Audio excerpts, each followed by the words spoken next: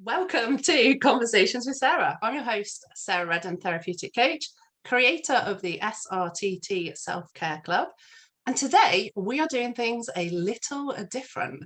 We are starting to record some of this season's episodes live in my private Facebook client community group, SRTT Self-Care Journey. And if you'd like to know how to get involved in this space, you can find more details in the show notes. Don't forget to like and subscribe to be notified of the new episodes. So today I'm joined by Hayley from Hayley Prescott Health and Wellness to have a conversation about how skincare has helped her create a space for self-care in her life. Hi Hayley, thank you so much for joining me. Hi Sarah, thank you for having me. Exciting. It's my pleasure. So you are in my professional group as well on Facebook, so I've heard you talk a little bit about your story, so I'm really excited to hear more, learn a little bit more about your journey and how skincare sort of really opened up the idea that you could create space for self-care in your life. But for people that don't know you, can you give us introduce yourself is the words I'm looking for. Okay, I will. So I'll give you a bit more of my backstory because I'm not sure how far back I've got with it. And then that will kind of bring us to where I am now. So yeah, I am Hayley from Hayley Prescott Health and Wellness, which is a space where we share and look at self-care in our everyday life. And it started off surface level with me, or what I feel was surface level, is I was given a little bag of skincare. I tried it. I saw a difference in my skin, which then built my confidence. But it also drew my attention to the fact that I wasn't taking any time for me. So I've got 3 children, and I look back and I had literally gone into mummy mode. I was just mummy, whether it was Jemima's mummy, Camilla's mummy. Hayley had just completely got lost, which as a result of that, my self-care and me as a priority had got lost. So I was just constantly focusing on the children, the house, the husband, and not myself. So I was given this little bag and the products just lifted me. So I decided that I was going to start taking 5 minutes in the bathroom each day. And I'll be honest, it started off just the morning. I was getting up earlier to allow this to happen. But I was cleansing, toning, moisturising my face, and it just made me feel better, and I was showing up better.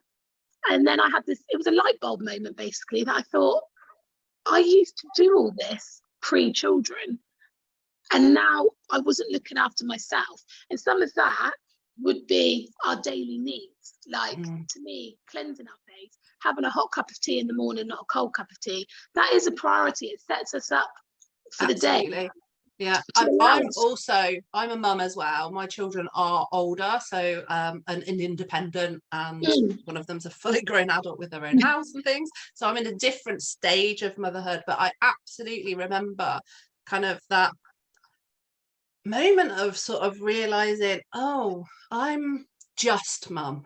There's things that I don't do anymore because being a mum has somehow made me think I don't have time for it.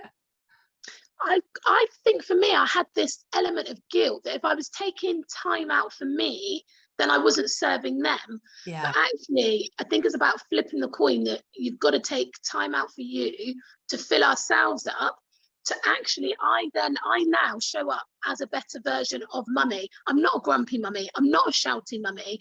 I'm not a what do they want now mummy. Yeah. I've topped me up. I'm ready to go. What do you want? And I can deliver that to them.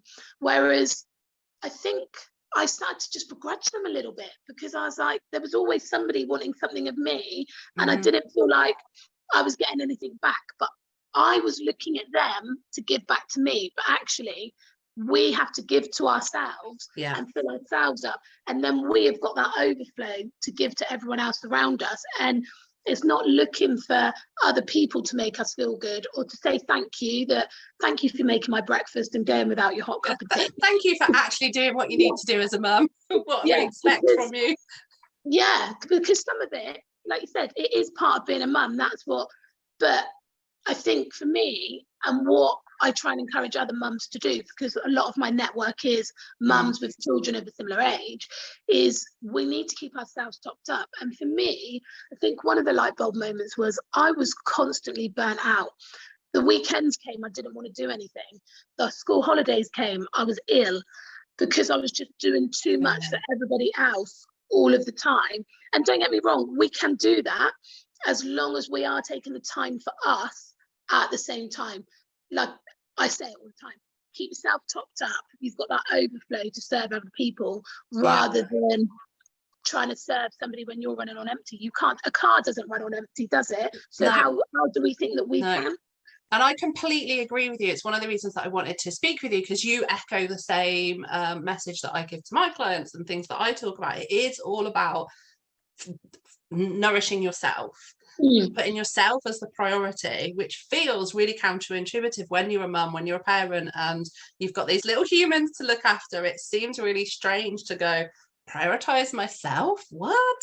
But if you're not, that doesn't mean ignoring what your children need. That's not what I'm saying at all. But ignoring your own needs doesn't make you in a better place to support the people around you. If you are filling up your cup, much like you've said, if you're filling up yourself, if you're doing things that support your self-care, that make you feel rested, feel nourished, feel mentally stimulated, feel happier, more joyful in life, then you are able to come at your support work that you do with the children, your clients, the whatever, the way you show up in the world, from a place of having the heart full, rather than being completely exhausted, completely depleted, resentful, miserable, and kind of wondering, like you just said, wondering, when do I get a thanks? When does anybody care about me and what I need? But if you're not doing it, like it is your responsibility to do. Yeah, and also I think when you've got children as well, you're modeling that behavior to them. So if you're a bit grouchy or a bit short, then they think that's okay. Whereas I've also seen a difference in my family, that because I take time out for me, and thank you, Hayley, for getting up and serving everyone breakfast and getting them to school on time. They then see that, so they start mimicking it. So then my daughter, I'll give you an example, every day I say, hi Jemima, how was your day? Have you had a good day?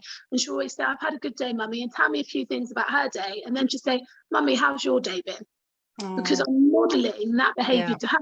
So she, as a result, I'm making her feel good. So she wants to make me feel good in return, because she's getting that feeling of, actually, I felt really nice that mummy wanted to know about my day. So then they turn it back on you, rather than just taking it for granted, or actually you're absolutely knackered because you haven't done anything for you, so you don't even bother to ask them how their day is, because actually you don't want to get into that conversation. But because I'm recharged and full of energy, I'm able to pass that on to them. Yeah, so it creates opportunity for connection, doesn't it? And it is modeling for them how to have relationships, and that it's important. It's one of the things that I do use with clients as a reframe. If they've got children, it's like, do you want your children to grow up and think that burning yourself out, not looking after yourself, is how to be an adult? Or do you want to show them that creating self-care practices, looking after yourself, is important and is absolutely okay? Because we need to kind of break this idea, especially as women, that our worth only comes from serving everybody else. And it's like, we can't look after ourselves. I know, like you said it, I've experienced it, we have this guilt around taking even 5 minutes to do a skincare routine. It's like, it's 5 minutes. It's okay to take the time you need. Leading on from that, my children now take their downtime. So my children are all quite spirited children, and because I think they saw me constantly on the go, not always in a positive way, but not taking time, they then feel they have to be constantly doing something, talking to somebody, doing this, doing that, and it doesn't work. Whereas now I've started taking downtime, whether that's I'm sitting with my thoughts for 5 minutes, whether I'm doing a bit of journaling, reading a book. My children have started taking downtime, and actually it's teaching them as well that looking after ourselves is not always being on the go. It's being in tune with ourselves and thinking, I just need 5 minutes, and it's okay to take that 5 minutes. And my daughter come in the other day, she'd had a bad day from school. Instead of kind of just being overly emotional with it or offloading it to me, she just removed herself and she got into her bed and she just was still with herself. She was on her iPad, but she lost herself for 10 minutes, 15 minutes. And I think that was her way of processing her day, because she's now seen that I do that. And I'll be open. I say, Jemima, look, I just need 10 minutes to process what's gone on. I've worked all day. I've just got in the same as you. And then let's sit and connect. And she did that. And then she was able to come and chat to me and explain how she was feeling and why she was feeling that way. And it's just creating that culture that that's okay. That is how life should be. We should be able to talk about ourselves. We should be able to take ourselves off for 10 minutes, because ultimately it's filling ourselves up to become the best version of us. So for me, it's had a knock-on effect in the whole family. But don't get me wrong, in the beginning, that 5 minutes in the bathroom, I felt guilty. And actually, I spend about 15, 20 minutes now, morning and night. But before, it would be a rushed 5 minutes. And yes, I'd come out feeling better, but it's tiny steps and building and adding to it each time, which probably then leads me on to, I think, finding that self-care path again is something I had pre-children. I got lost thinking I just had to be mummy. But I had to really go back and rediscover who Hayley was. So what aligned with me, what filled my cup, but also some of my boundaries. And I know we've spoken about this before, is that the self-care goes so much deeper than that surface level. The bubble baths are great, the skincare is great, the reading of a book is great. But for me, I then had to look at some of the people I was surrounding myself with, that actually they were taking all my energy, and it wasn't, some of them weren't healthy relationships. But instead of thinking, oh, they're my friend because of this reason, or Jemima gets on really well with their child, so I need to be friends, it was resetting the boundaries across the board of being okay to say no to people. So if I didn't feel comfortable in a situation, instead of saying yes for the sake of other people, which actually wasn't always for my benefit, of being able to say, it's okay to say no, or I'll come back to you on that. If it's not filling you up, if it's not serving you, do you really need to be doing it? Do you need to put yourself out there? Which again is really hard when you first start to do it. Yeah, that's what I was about to ask. Like, how difficult was that for you? Because I, of course, it's one of the things I say with clients. We talk about boundaries, we look at that work. It's something I've needed to do in my own life. But how easy was that for you to do? Just for people that are listening thinking, I can't do this. Like, no, not at all. It was difficult. I spent a lot of time with pen and paper refinding me, and it sounds silly, but making a list of things that I enjoy to do. Because again, when you are part of a family, it becomes so easy to just do what everybody else wants to do week in, week out. But actually, what do I enjoy doing? And my husband really enjoys going out on boats. I go along and do that because everybody else enjoys it. But actually, my part of going out on that is, can we stop and I want to just have a walk along the beach and just be on my own for 5 minutes and you watch the children. So it's about bringing that compromise in as well, and going, do you know what, we can all be happy with this situation, but it can't all just be one-sided. What do each one of us want out of the activity or the task or the relationship, so it becomes balanced rather than like this, or people always see top heavy. So it's keeping that balance right. For me, some of it was friendships. So I realized that I had certain friendships that I was the one always just saying yes, or when they said, Hayley, can you do this, I was like, yeah. However, when it was the other way round, it wasn't always the same. And a little tip that I taught a friend of mine, because she used to really struggle with saying no. And she'd always say, yes, yes. And then she'd come away afterwards and be like, I wish I hadn't said yes. And then she'd be unhappy. And I was like, you're not serving you. And she said to me, I don't know how to say no. And I said, here's a little tip. And this is what I started doing, is when somebody would say to me, oh, Hayley, would you be free to run the tuck shop on Friday at school, for example? Instead of saying yes and then moaning about it afterwards, I'd go, bear with me. I just need to go away and check my diary, and then I'll come back to you.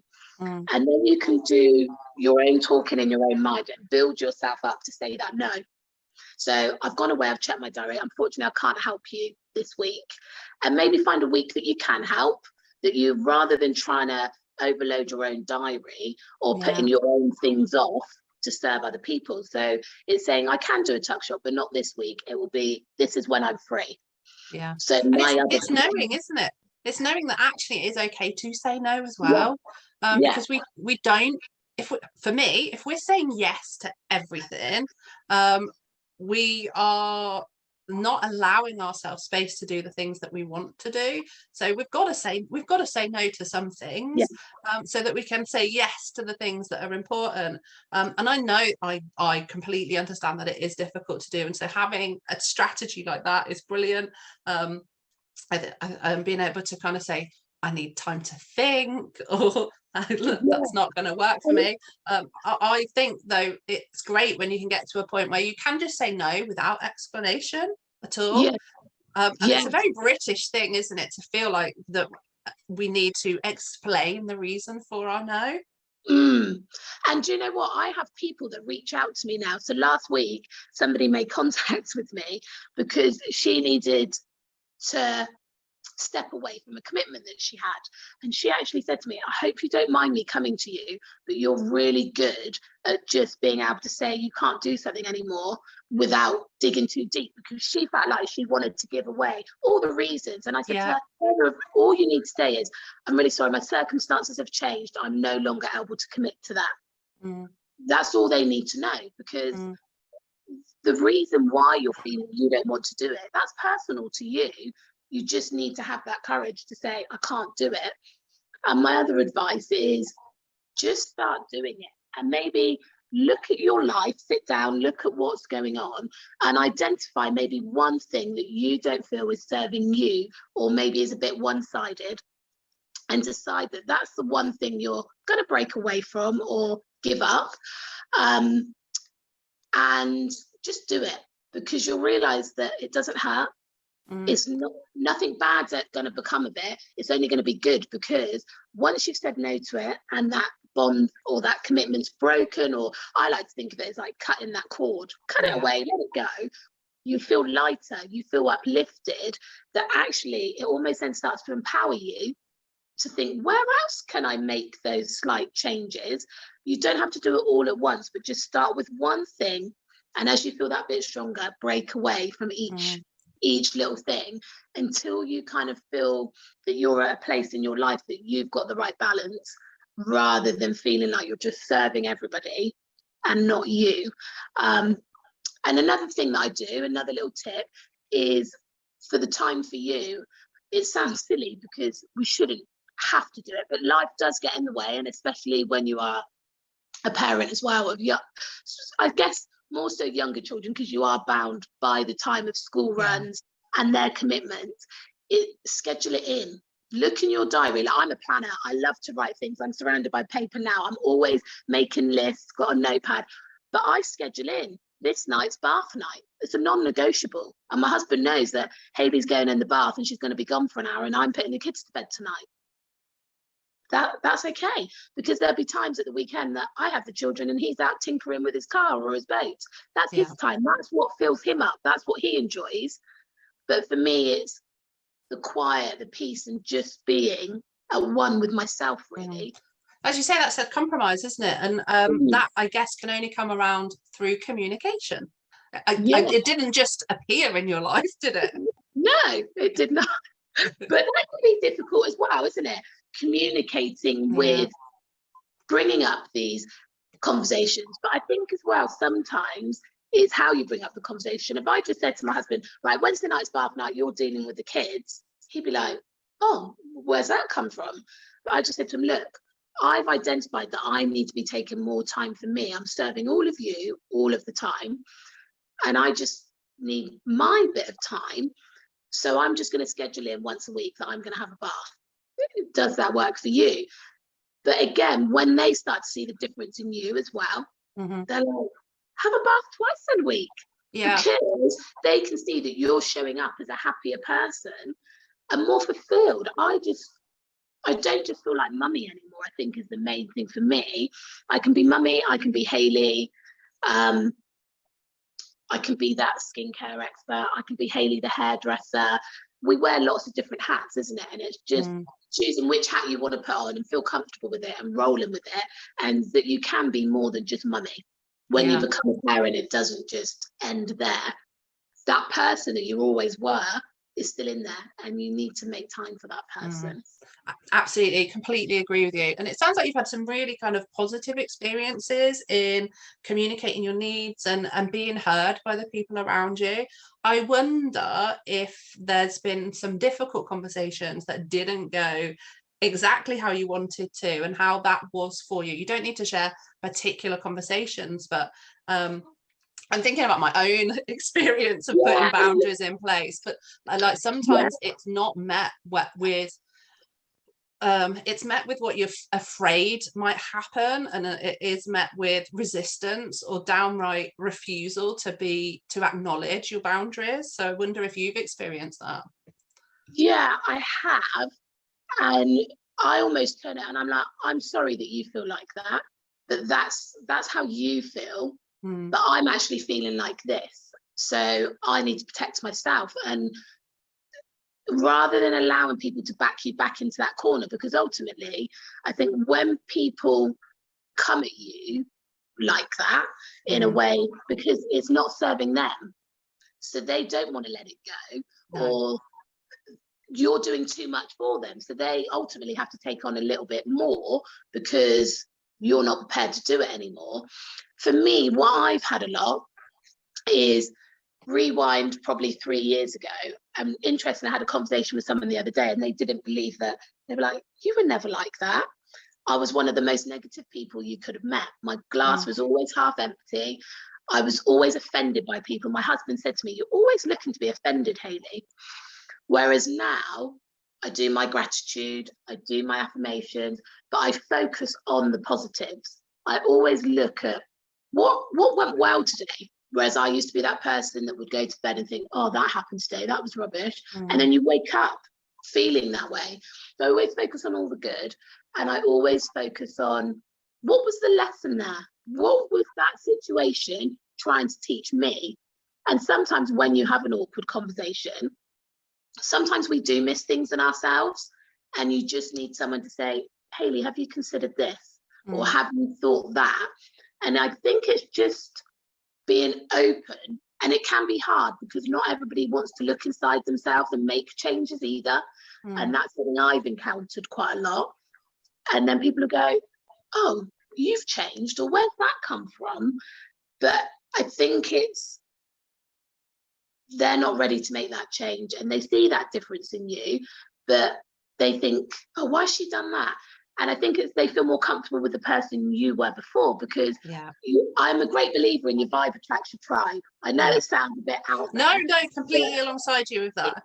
It does, doesn't it? And if you're feeling positive and happy, and instead of maybe stood in the playground with a mum, for example, going, oh yeah, I've had a really rubbish day and that mum didn't talk to me this morning, and then you both end up having this kind of negative conversation.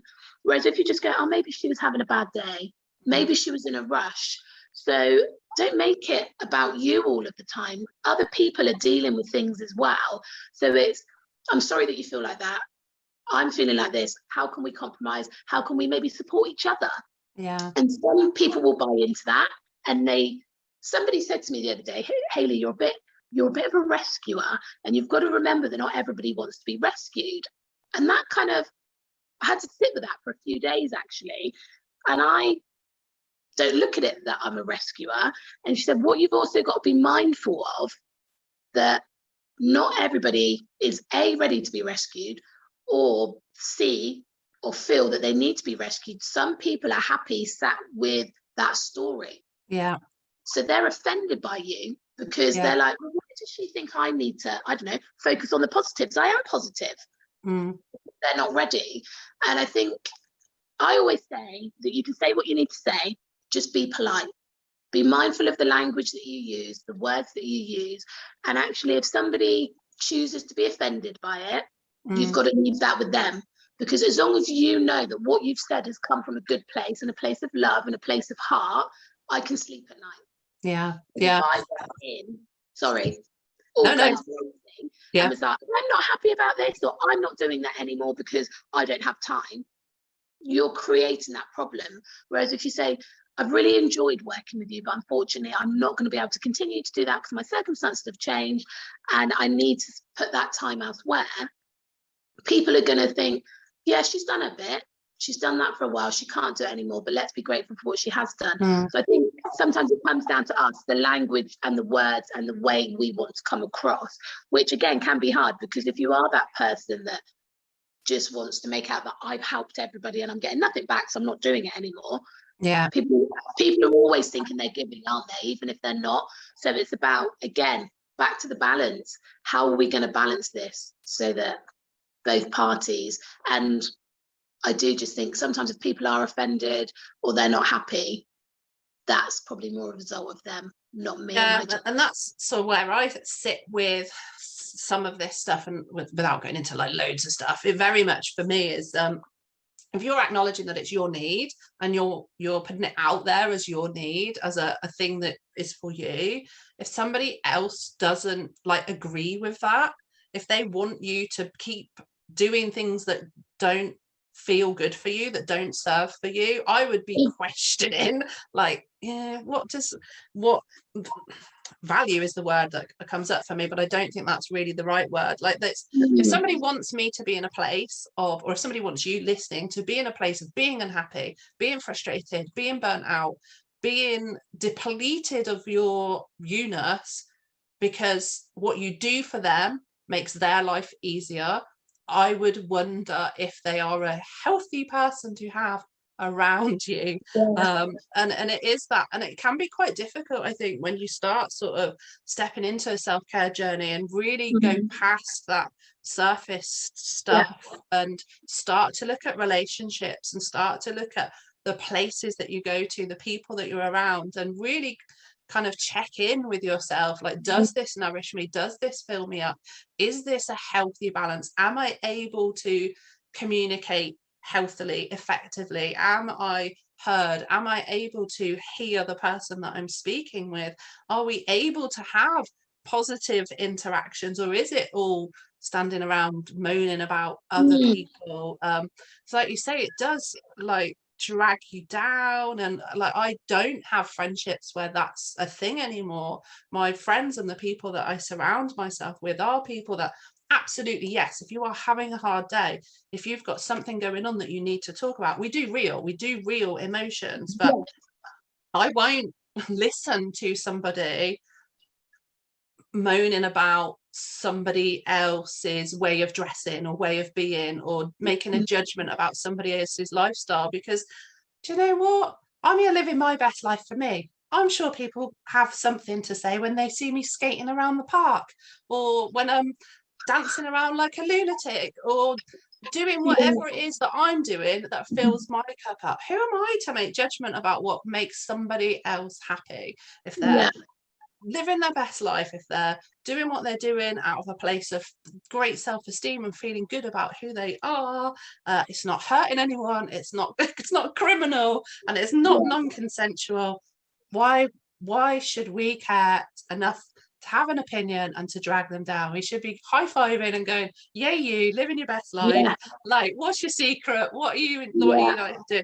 I just can't be around that kind of negative stuff. It's, for me, that's just not, it's not okay. And if someone wants me to be smaller or like not happy or like whatever, just to serve their needs, I'm not about that life anymore.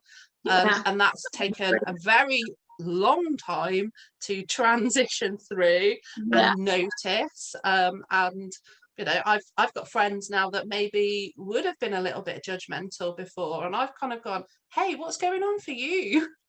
Yeah. The therapist of me, what's going on for you that you're making this judgment about this other person? Like, because I think often that is a reflection of your own insecurities and your own sort of stuff that's going on. And it's like, hey, let's not project our stuff onto other people. Let's work it Yeah. out for ourselves and raise each other up and be like loving life. I don't mean, you know, if someone is doing something that's really kind of not okay, of course have a judgment about that, because we need to be picking up on bigoted behavior, Yeah. racist behavior, that sort of stuff. That's Absolutely. not what I mean. I don't necessarily mean, you know, we just let everybody live their life. There is stuff we need to challenge, but if you're Yeah. just placing a judgment on somebody's lifestyle choices that are a little bit different to yours, Yeah.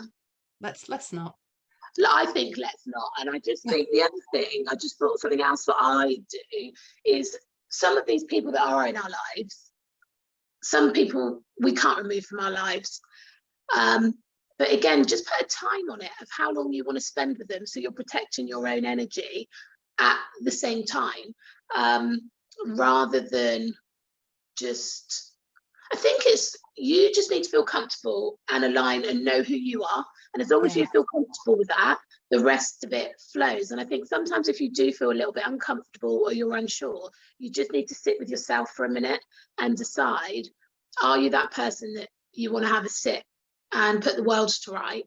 Or do you want to look at how you can empower things and how can you bring that positivity to the table? And it's okay just to sit with yourself and with that thought and journal it out if you need to.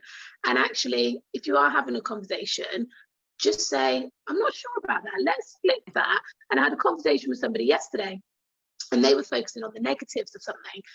And one of their comments that they said was, oh, but it is better than that. And I went, let me stop you there. I was like, let's focus on, that's a positive, right? I said, it's better than what it was this time last year. So don't keep focusing on the bits you're unhappy. Focus on the positive. You've moved forward. That is like, that's a good thing. And they were like, yeah, I think you're right. And I was like, yeah, focus on the positive of each situation, not the things that are making you unhappy, because ultimately you're just going to keep seeing more of what makes you unhappy. Whereas if you focus on what makes you happy, you're going to see more of what makes you happy.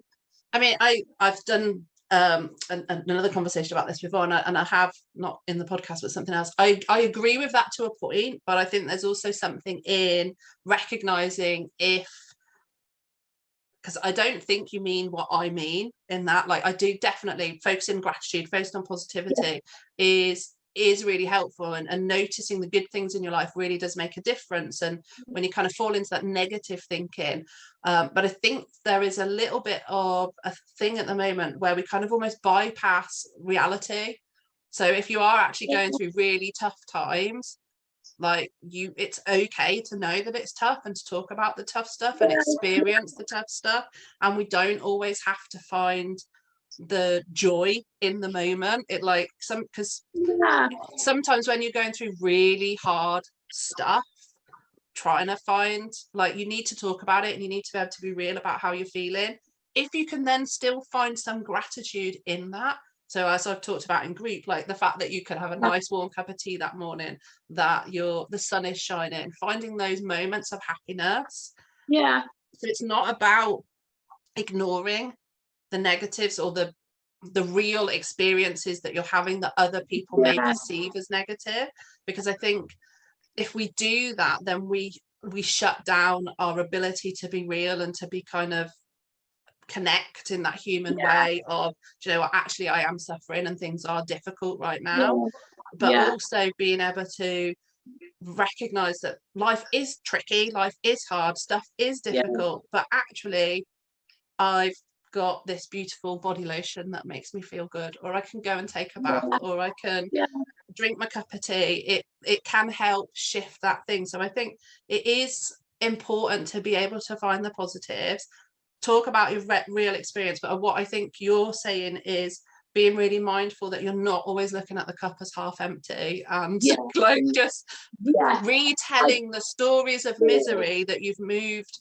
past and you've moved through, and like allowing yourself to heal through some of the experiences, and not keeping the story of life is always rubbish for me, things are always difficult for me, because it yes, you may be going through difficulties, and yes, you may have been through lots of difficulties, but for most people there are moments of happy and goodness in there, and if we can bring some focus and some attention to those, and at least help ourselves balance, because with that self-talk and the people that we're talking to, we can raise ourselves up, we can keep ourselves balanced, or we can bring ourselves down. So when something goes hard, like, I mean, sometimes, like, you know, that cup of tea that you've been looking forward to and you drop it all over the kitchen floor can feel like the worst thing ever.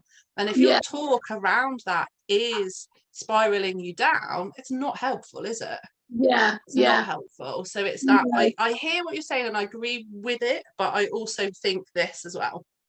And I do agree with that. I think probably for me, because I was such a negative person, I am maybe a little bit OTT with focusing on the positives, but that's because it's personally really helped me. And I think because I was that person that always allowed myself to sit in the spiral of what's going wrong, what isn't right here, and that was probably my comfort place. I felt comfortable feeling like that probably not feeling positive. I don't know, I think it was just the mind shift. I had just allowed myself to sit in that place, and like you said, not looking for that one bit of goodness. I was always looking at, or that one bit of happiness, that for me it's just something I probably hold on to quite strongly, because I like to always see the good in things and the good in people, because that keeps my cup topped up. But and it's working for you, and that's, I'm not in any way saying that that's not okay. Like that's what works. I think I'm reflecting on myself and of course clients that I work with, and the things that I'm coming at it from a therapist perspective and that kind of stuff. But I do like that, and I think as I said, there's always a lesson in things, and maybe that's a lesson for me, that I do sometimes just need to sit in that as well and be okay with that. So I think that's great, and I think it's food for thought, and I really like it, and it's I would sit with more and I think for me, not to sit with it for too long is probably how I feel on that. I need to sit with it, I probably need to do more of it, but how long do we sit with it? And that's the thing, this is all a journey, and it's all learning. I learn so much from the guests on the podcast, and I go away and reflect on stuff I've made, lifestyle changes from the guests that I've spoken with, even things I already know as a practitioner. Having these conversations has helped me reevaluate some of my lifestyle choices and the things that I'm doing and the way that I'm doing it, and am I actually being aligned in my actions as I am with the way that I think about the world. So it's really, I mean, I love the opportunity to speak with people, so I'm thankful that we get the chance to talk. I am noticing the time, and I think we are probably near the end, and I'm not sure you really got to tell your entire story, so maybe Hayley, we need to get you to come back and talk again another time. Does that feel, does it feel like you've said enough of what you wanted to say today? I think with self-care, it was one of those things, isn't it, that became almost a little bit trendy. Are you taking time for you? And we've touched on going deeper with it. It's not just surface level. I do think it's probably something we could talk about for a long, long time, because there's so many more parts of it, isn't it? And I think for all of us, when it comes to self-care, people will only, well, like anything in life, you're only going to dig as deep as you want to dig on it, and you're only going to sit with the bits that you want to sit with. I think what I love about our journeys, our stories, and you've just touched on it, is how we're always open to learning, we're always open to growing and taking other people's ideas or things that we might have missed and implementing it into our own world, our lifestyles. So I think, and also what we've talked about, even if it helps one person, then that's a great thing. And different people will take different things from what we've talked about, and different people will hear it in different ways and deal with it and use it in different ways. So I think we've covered it. We've gone high with it. We've gone a little bit deeper with it. And we're probably both going to walk away with something that we can think on a little bit more and probably come back and chat about a little bit more. Absolutely. So that's fantastic. Is there anything you want to leave people with that are listening today? Is there any kind of message or thing you want to leave people with? But my message was, which I always share with people, is just take time for you and try and do something for you each day to keep your own happy cup topped up, whether it's 5 minutes or an hour, but just do something for you each day.